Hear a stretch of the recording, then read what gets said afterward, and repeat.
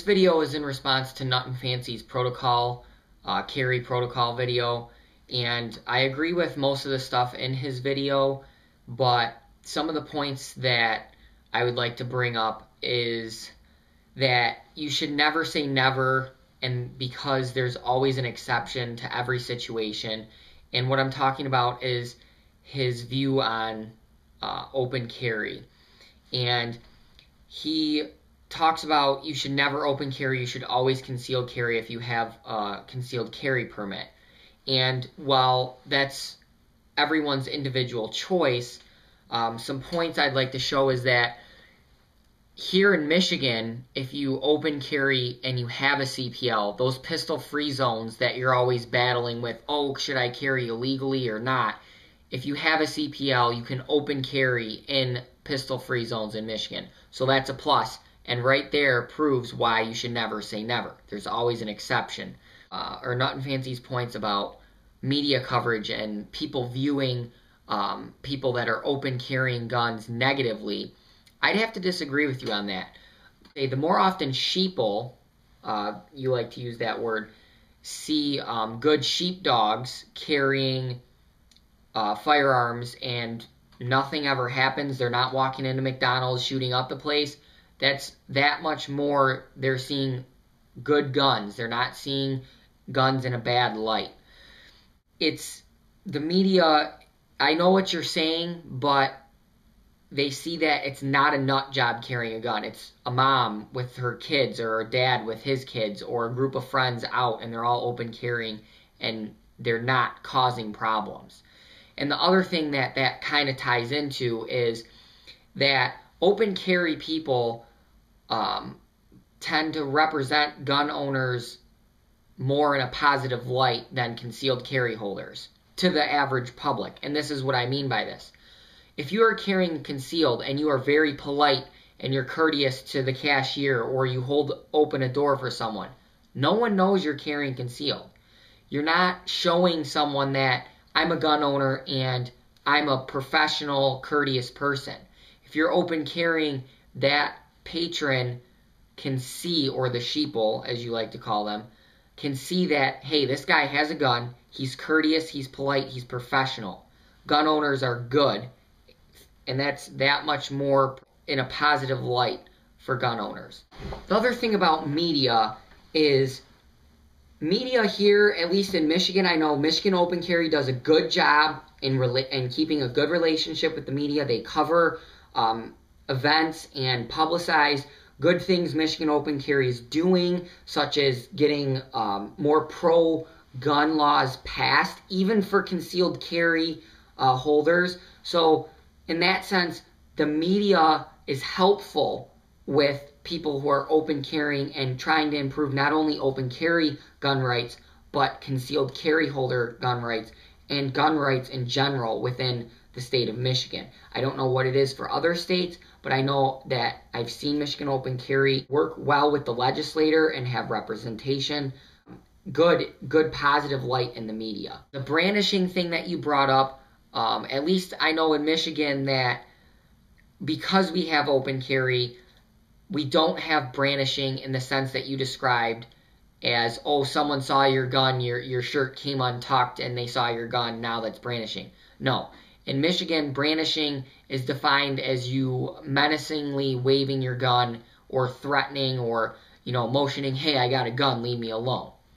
So in that sense, open carry eliminates what you perceived as brandishing. Say you're reaching up on a store shelf and someone sees your gun become exposed. Well, at that point, it's open carry and it's not brandishing. The scenario that you gave for the first person to get shot.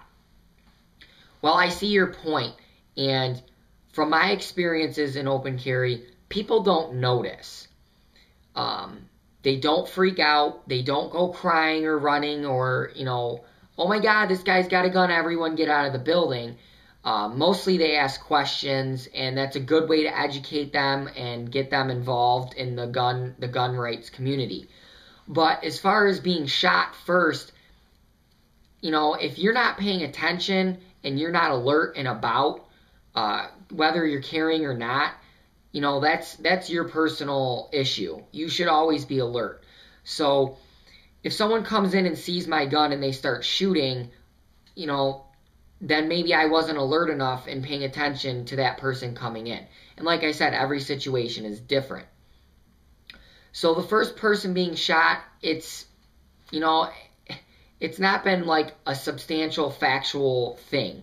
And until it is, I'm not too concerned about it, because as an open carrier or concealed carry holder, I tend to pay attention to my surroundings as much as possible. And the deterrent factor of open carry plays into this also. If a crook comes in and he's going to rob the place but sees people with guns, he's probably not going to do anything. And I can sit here and say probably because, like you stated, there were cops that were murdered. I think you said in McDonald's that obviously cops carry guns. And maybe that person just had a personal vendetta against those two police officers. But, and the other thing is that there's counter examples to that, as there is with everything.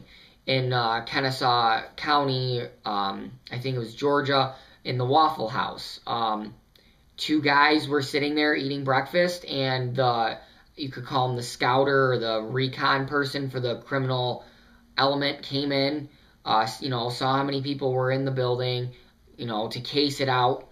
And he saw these two patrons sitting there eating breakfast with their guns strapped, in their open carry holsters, and he decided to leave. Well, the reason why that his posse never came in and how they found out that they were going to rob the place was the van got pulled over not even a block away by police officers. And when they they searched the car, they found all these guns and whatever. And they asked them, well, were you going to, what were you planning on doing? And they say, well, we were going to rob that Waffle House, but we saw these two guys in there with guns and we decided to change our minds. So in that sense, first person to get shot, from what I've seen, most robbers or people that are doing crime don't really want to contest other people. They don't like confrontation. But like I said and like you said, there's always different situations, and maybe they would have come in and had a shootout. Now, like you said, the example you gave as far as a man intent on just coming in and starting to shoot the place up, and he'll shoot you first because he sees your gun if you're open carrying. The research papers that I've done for school, because this is what I do, political science and criminal justice major, I've seen that the psychology behind the shooters, they don't want confrontation, and as soon as they become a confrontational situation, they end their shooting spree, whether that's by hearing the police sirens outside on their way, or they see police officers coming into the building, or they see a concealed carry holder draw their pistol, or an open carry person draw their pistol, or just seeing the gun in the holster. They tend to end their act. There's always an exception, but most of these guys are not, they're not looking for a fight. They're looking for those fire-free zones, like you call them, or we call them victim enrichment zones. And they're just looking for an easy body count. Last point that I'd like to talk about that Nutnfancy was saying is he is always pressing hard for sheepdogs to intervene no matter what. And while I, too, am sick and tired of all the mass shootings that are going on in this country, I am not 100% in agreement with what he's saying. And obviously, like we said, every situation is going to be different, but you have to make sure you, as an individual, have enough training and experience and are capable of intervening in any sort of situation, whether that's the situation comes to you or you coming to it, in like the active mall shooting scenario Nutnfancy was giving. He would want you to come and save his wife if she was there. First off, my question is why is your wife not carrying? But that's her personal choice. But if she's not carrying, the person that hears the gunfire and is running towards it, obviously, like you said, you need information, but they need to be able to be confident with themselves, and they have to have good training to intervene in that. That's what they pay law enforcement for. Like you said, when law enforcement gets there, let them handle it. It's their job. It's what they're trained for. Do they have the best training? That's for someone else to speculate on. Every department is different.